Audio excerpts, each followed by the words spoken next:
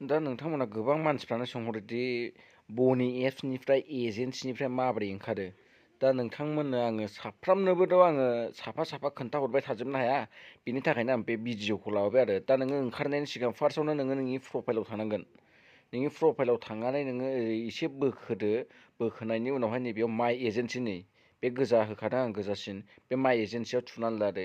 बे माइ एजेन्सियाव थुनाय लोगो लोगो नैबे मस्ट वान्टेड आंना एजेन्सिया। दा नोंसिना आलदा आलदा एजेन्सि जागोन नालाय बे एजेन्सिनि नामावहाय थुदो आरो। बे एजेन्सिनि नामाव थुनानै गाहायावहाय नुखागोन नै गाहायावहाय लिरनानै होदों आइ वान्ट टु कुइट दा एजेन्सि। दा बेयाव थुनानै होबानो जाबाय आरो। बेयाव थुना होखांनानै बिदि ओंखारगोन एप्लाइ फर कुइटिं दा एजेन्सि। दा नोंथांमोना बेयावबो थुनानै लादो।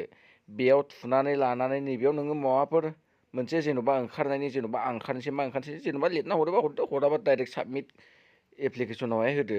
ओमफ्राय जुदि होयोबा होना हरदो आरो ना। जेनेबा आं ओंखारनोसै होननानै आं लिरना हरबायानो जेनेबा जेनेबा आं एजेन्सिखौ खोन्थाहरबाय आं ओंखारनोसै बा आं ओंखारनोसैलै बेफोरबायदि जेन'बा बिदि लिरना हरबाय। लिरखांना हरनायनि उनावहाय जेन'बा साबमिटआव होदो। साबमिट एप्लिकेसनावहाय बेयाव होदो।